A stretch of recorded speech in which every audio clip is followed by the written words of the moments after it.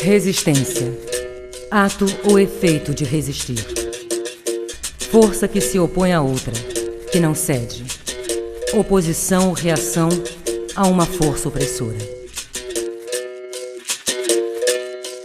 Não foi fácil, não é fácil e nunca vai ser fácil. Acho que a gente tem uma diferença muito grande para tirar histórica, social, política, cultural, e só o trabalho mesmo é que vai definir essa linha de chegada. Está acontecendo uma mudança e eu acredito que em muito pouco tempo nós temos outra realidade de justiça racial e de qualidade de vida para essa população que hoje vive marginalizada. Nós não queremos ser melhores do que as pessoas brancas, nós queremos ser iguais e viver em igualdade de condições.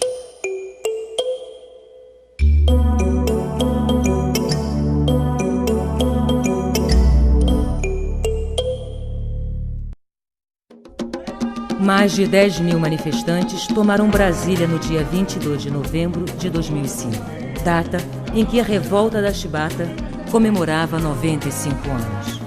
Racismo não, igualdade sim! Vinham de todas as regiões do país para denunciar uma situação inaceitável. O Brasil é o país com a maior população negra fora da África. E mesmo depois de mais de 100 anos da abolição da escravatura, os negros, em sua grande maioria, não têm acesso a emprego, escola, saúde, casas decentes para morar. Ganham menos, são discriminados, excluídos e mortos violentamente. Dados da Unesco mostram que dos 550 mil mortos por armas de fogo no Brasil, de 1979 a 2003, 44,1% eram jovens entre 15 e 24 anos. E desse grupo, 74,6% eram negros. Em 1995, o movimento negro foi a Brasília com 30 mil pessoas, de várias comunidades, de sindicatos, de estudantes, de mulheres negras, de religiosos, solicitar ao governo brasileiro que fizesse políticas públicas voltadas para a comunidade negra, onde foi entregue pela primeira vez ao Estado brasileiro, ao governo, um documento onde fazia várias reivindicações. Boa parte dessa política não foi executada. Então, caberia ao movimento negro voltar 10 anos depois, né, para, de novo, reforçar junto ao governo, junto ao Estado brasileiro, as reivindicações que ainda são muito necessárias para o conjunto da comunidade negra.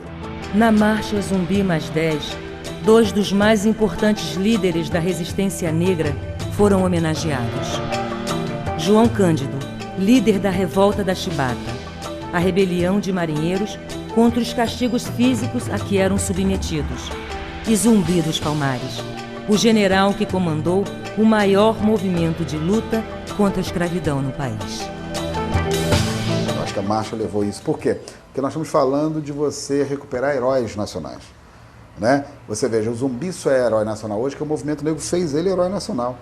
Porque a sociedade toda torcia o nariz. E até hoje ele é tratado de forma diferente. Não é feriado nacional. O Tiradentes só tem dois heróis nacionais, que é o Tiradentes e o Zumbi. São tratados de forma totalmente diferente. Um é herói nacional, a polícia militar vai lá e desfila, o outro não. Parece que ele é herói dos negros. Parece que ele não é herói da sociedade brasileira. O Quilombo dos Palmares, estado independente, governado por escravos fugidos na Serra da Barriga, atual estado de Alagoas, resistiu durante quase 100 anos, desafiando o exército colonial português. E só foi destruído em 1694, depois de muitas guerras e a mobilização de um grande exército comandado por bandeirantes paulistas. Eles construíram a primeira república nas Américas, que foi o Quilombo dos Palmares. E nós vemos que eles tiveram uma capacidade fabulosa, não somente de se reunir, mas também de se organizar para a guerra.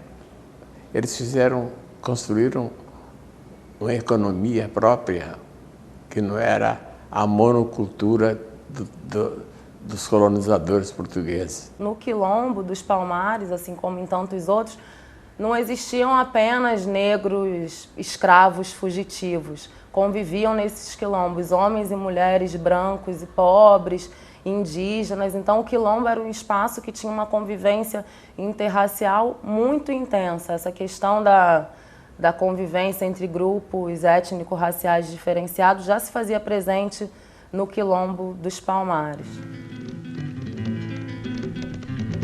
João Cândido liderou a revolta dos marinheiros contra os maus-tratos nos navios da Armada.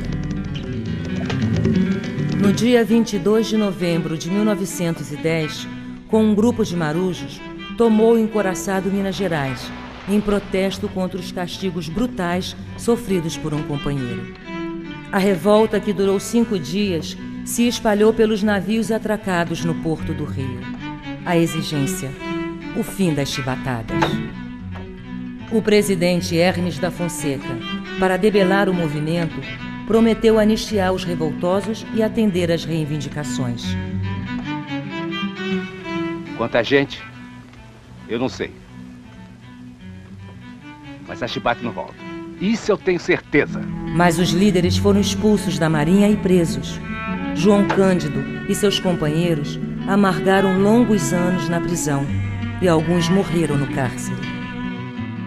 A revolta da chibata foi a primeira reação que houve na República. O Estado brasileiro nunca, por pressão da própria Marinha, nunca reconheceu esse feito de João Cândido, que foi um feito para o conjunto do país. O João Cândido nunca foi anistiado. Então, lembrar, nesse momento onde o governo brasileiro sancionou a história dos afrodescendentes, a história da África no currículo escolar, nada melhor de lembrar essa injustiça que João Cândido sofre até os dias de hoje, não só ele, mas todos os seus familiares, todos os seus descendentes. Em 4 séculos, mais de 3 milhões de negros africanos foram capturados e trazidos para o Brasil como escravos. Vinham principalmente de 2 regiões da África: da região ocidental, onde eram embarcados no forte de São João Batista de Ajudá, no território do atual Benin, e no porto de Lagos, na atual Nigéria. Tinham como destino a cidade de Salvador. Na região sul, saíam do porto de Luanda, em Angola, com destino ao Rio de Janeiro, que distribuía os escravos para o resto do país.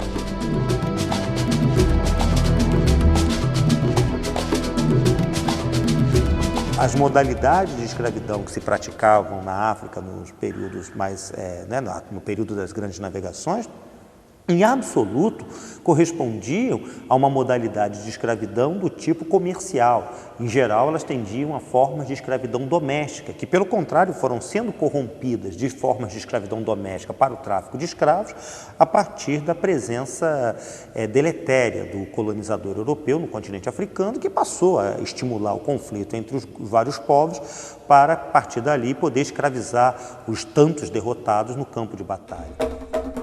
O Brasil foi a última nação a extinguir o trabalho escravo em 1888. A luta pela abolição, pela liberdade, ela se dá desde quando o primeiro negro botou o pé aqui. A primeira coisa que tem que se observar é isso. Sempre houve resistência à escravidão, ou pelo banzo, pela doença na travessia, ou as mulheres que matavam seus filhos quando nasciam para não vê-los escravos, né? Ou rebeliões fortíssimas contra seus escravos, existiram várias, que não foram noticiadas, mas existiram, ou os quilombos, que foi uma forma mais organizada de resistência.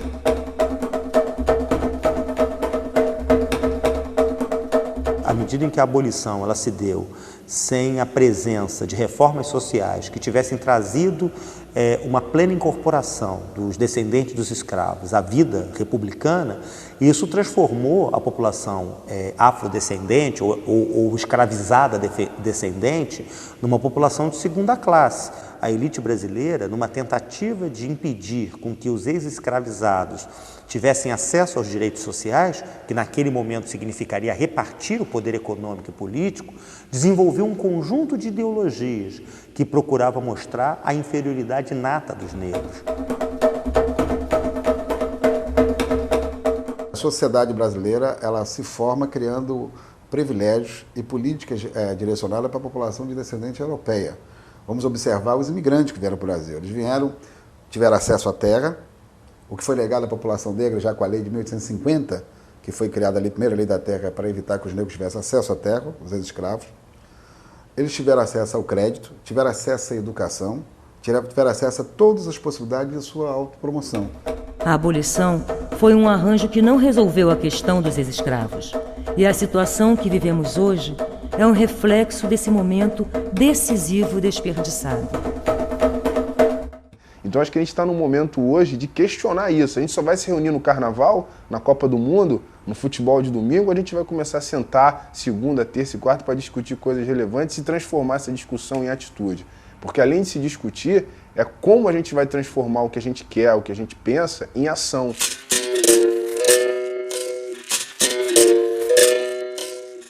São muitas as formas de resistir.